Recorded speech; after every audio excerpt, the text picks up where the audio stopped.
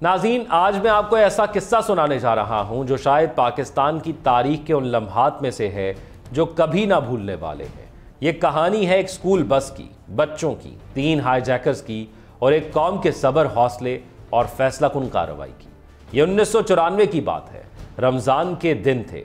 मैं इस कहानी को आप तक एक शख्स के थ्रू सुना रहा हूँ जो उस वक्त फर्स्ट ग्रेड में था। स्कूल के फाइनल इम्तिहानात जारी थे और वो हर सुबह अपनी मखसूस स्कूल बस में बैठकर स्कूल जाता था। उसके मुताबिक बस स्टॉप पर वो, उसका भाई और कुछ कजन्स भी होते थे।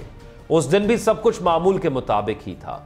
वो सब बस में बैठे और सफ़र शुरू हो गया। उनके मुताबिक उनकी बस में उस वक्त तकरीबन 80 अफराद थे, 76 बच्चे, 3 ख़वातीन टीचर्स, 1 मर्द टीचर, कंडक्टर और ड्राइवर। बस का दूसरा आखिरी स्टॉप था कि वहाँ 6 तालिब इल्मों के साथ 3 अजनबी अफराद बस में सवार हुए। कोई समझ ना पाया कि वो कौन है। ड्राइवर ने उन्हें रोका, कहा कि ये मकामी बस नहीं है, वापस जाओ। लेकिन अगले लम्हे ही एक शख्स ने पिस्तौल निकालकर ड्राइवर के सर पर तान दी और कहा, इस्लामाबाद चलो, इस्लामाबाद चलो। और वो बार बार यही जुमला दोहरा रहा था। शुरू में तो सब बच्चे कंफ्यूज थे, कुछ समझ नहीं आ रहा था कि क्या हो रहा है। एक लम्हे में जैसे पूरी फजा बदल गई। कुछ बच्चे रोने लगे, कुछ दुबक कर बैठ गए और कुछ बच्चों ने कॉपियों के कागज़ फाड़कर हवाई जहाज़ बनाए और उन पर पैगामात लिखे कि हमें अगवा कर लिया गया है। उन्होंने बस की खिड़की से बाहर फेंका। पैगाम नीचे सड़क पर गिरते थे और उम्मीद थी कि कोई देखकर मदद करेगा। जब स्कूल बस मुकर्ररा वक्त पर स्कूल न पहुंची तो स्कूल इंतज़ामिया ने परेशानी महसूस की और 3 और स्कूल बसों को पूरे रूट पर भेजा गया कि पता करें आखिर क्या हुआ है। फिर अंदाज़ा हुआ कि मसला कुछ संगीन है। पुलिस को इतला दी गई। जैसे ही ये खबर हुक्काम तक पहुंची तो फौरी रद्द-ए-अमल सामने आया। बस इस्लामाबाद की तरफ बढ़ रही थी और हुकूमत ने फ़ौरन एक्शन लेने का फैसला किया। हाईजैकर्स ने बस को इस्लामाबाद के डी चौक पार्लियामेंट हाउस के सामने लाकर रोक दिया। उनका मकसद मीडिया की तवज्जो हासिल करना था। वहां आकर उन्होंने कहा कि हमारे साथ बात की जाए। उस वक्त के वजीर दाखिला जनरल नासरुल्लाह बाबर खुद बहादुरी से बस में चढ़ गए।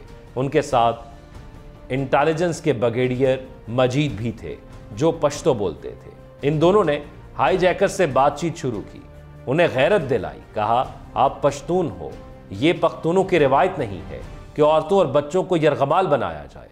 इस बात का कुछ असर हुआ और हाईजैकर्स ने कहा कि 7वीं जमात तक के बच्चों को वो छोड़ने को तैयार हैं। इस तरह तकरीबन 60 बच्चों को रिहा किया गया, लेकिन बाकी 16 बच्चे और टीचर्स अब भी उनके कब्जे में थे। इसके बाद हाईजैकर्स ने बस को अफगान एम्बेसी ले जाने की ख्वाहिश जाहिर की, जहां वो मजीद महफूज समझते थे। हुकूमत ने कुछ हालात को देखते हुए ये फैसला मान लिया। अफगान एम्बेसी चूँकि अफगानिस्तान की सरकारी ज़मीन समझी जाती है, इसलिए वहाँ पाकिस्तानी हुकूमत बराह रास्त कार्रवाई नहीं कर सकती थी। वो बस अब एम्बेसी में थी। बच्चों को एक कमरे में बिठाया गया।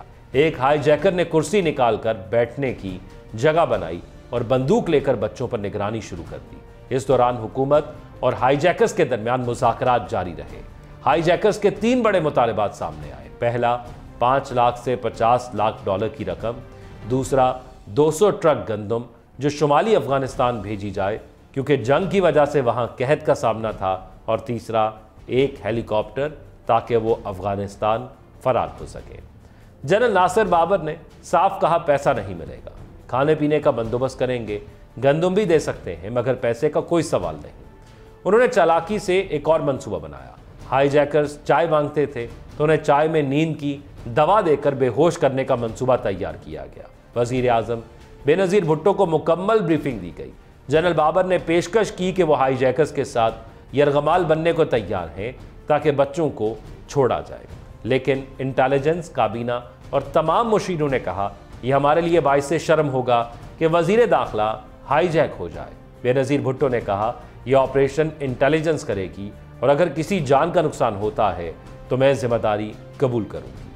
अब एक और बड़ा मसला था, अफगान एम्बेसी जिसमें हाईजैकर्स मौजूद थे। वो कानूनी तौर पर अफगानिस्तान की हदूद थी, वो बगैर सफ़ीर की इजाज़त के ऑपरेशन नहीं कर सकते थे। फिर मालूम हुआ कि हाईजैकर्स काबुल में मौजूद अफगान इंटेलिजेंस के साथ राब्ते में थे। जनरल कासिम फ़हीम जो उस वक्त अफगान इंटेलिजेंस के सरबराह थे, वो खुद उन्हें हिदायत दे रहे थे। तब हुकूमत को यकीन हो गया कि ये हाईजैकर्स आम अफराद नहीं बल्कि तरबियत याफ्ता और अफगान इंटेलिजेंस से जुड़े लोग हैं। लिहाजा फैसला किया गया उन्हें छोड़ा नहीं जाएगा। बेनज़ीर भुट्टो ने साफ कहा, उनको मार दो ताकि सबको सबक मिले कि हाईजैकिंग बर्दाश्त नहीं की जाएगी। अब ऑपरेशन की तैयारी शुरू हुई। प्लान ये था कि हाईजैकर्स को रात को चाय में नींद की दवा दी जाए। जैसे ही वो नीम बेहोश हों, 2 कमांडोज मेन दरवाजे से अंदर दाखिल होंगे। एक तीसरा ग्रुप खिड़की तोड़कर अंदर जाएगा और स्टेन ग्रेनेड फेंका जाएगा ताकि शोर और धमाके से हाईजैकर्स की तवज्जो हट जाए और ये तवज्जो बट भी जाए। फिर अंदर दाखिल होकर सबको काबू किया जाएगा। बारिश हो रही थी, मौसम ठंडा था, सब कमांडोज तैयार थे। जनरल इफ्तिखार, जो बाद में फ्रंटियर के गवर्नर बने, उस वक्त डीजी इंटेलिजेंस थे, उन्हें ग्राउंड कमांडर मुकर्रर किया गया। ब्रिगेडियर मजीद, जो पहले मुज़ाकरात कर रहे थे, वो भी साथ थे। कमांडोज एक सेक्शन खुसूसी तौर पर मंगवाया गया जो एम्बेसी के बाहर तैनात कर दिया गया। रात हुई, चाय दी गई जिसमें वो गोलियां शामिल की गई।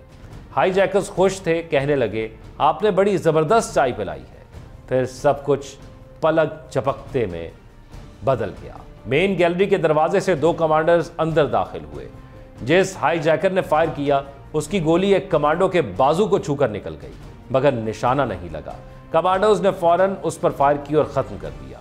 दूसरे 2 हाईजैकर्स, जो दूसरे कमरे में नीम बेहोश थे, खिड़की तोड़कर अंदर गए। कमांडोज ने स्टेन ग्रेनेड फेंका। आवाज़ से वो चंद लम्हों के लिए होश खो बैठे और इसी दौरान उन्हें भी ख़त्म कर दिया गया। बच्चे महफूज थे, सब आज़ाद हो चुके थे। यह ऑपरेशन सिर्फ 30 सेकंड से भी कम वक्त में मुकम्मल हुआ।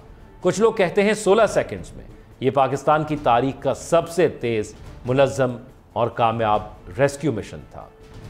फिर सब बच्चों को पेशावर लाया गया, शायद वज़ीर आज़म के जहाज़ में। स्कूल के तमाम असातिज़ा, प्रिंसिपल्स, वालिदैन इस्तकबाल के लिए मौजूद थे। बच्चे उस वक्त ज़्यादा कुछ समझे नहीं, कोई ट्रॉमा महसूस नहीं हुआ। लेकिन जब बाद में APS वाक़या हुआ या बलूचिस्तान में हालिया दहशतगर्दी हुई तो दिल दहल गए। तब हम सब ने सोचा कि, और ख़ास तौर पर उन बच्चों ने भी यही सोचा होगा कि ये वो भी हो सकते थे। और ये हमें सिखाता है कि ये हमारी जंग आज से नहीं है। ये हमें सिखाता है कि ये बड़ी तवील जंग है जो हम लड़ रहे हैं।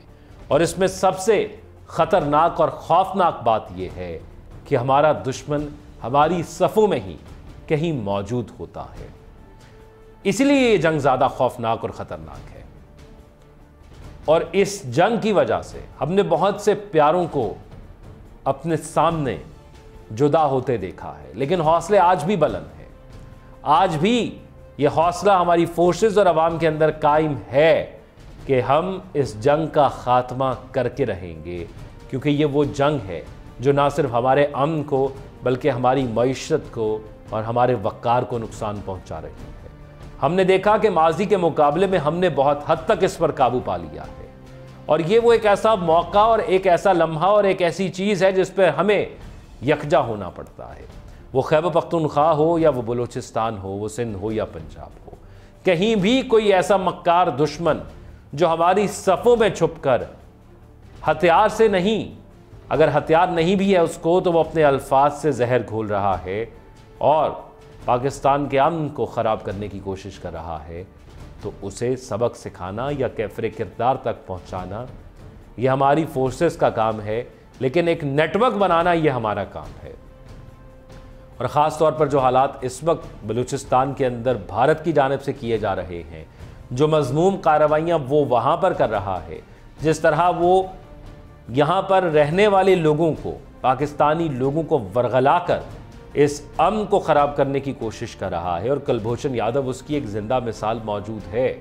और ऐसी और कई मिसालें मौजूद हैं कि हमारी नेटवर्क या हमारी एजेंसियाँ उनको बेनकाब करने की भरपूर कोशिश कर रही हैं और काफ़ी हद तक कामयाब भी हुई हैं। लेकिन असल मसला वो दुश्मन हमारी अपनी कहीं सफ़ों में छुपा हुआ है, जिसकी वजह से ये निशानदही नहीं हो पा रही कि दुश्मन कौन है और दोस्त कौन है। इसलिए इस मुश्किल और कठिन वक्त में हमें अपनी फोर्सेस का साथ देना है। हमें इस दहशतगर्दी को ख़त्म करना है और हमें उस नेटवर्क का हिस्सा बनना है जो इसको ख़त्म करने के लिए सबसे अहम किरदार अदा कर रहा है। आप अपनी राय से कमेंट सेक्शन में आगाह कीजिएगा। अपना ख्याल रखिएगा। अल्लाह हाफ़िज़।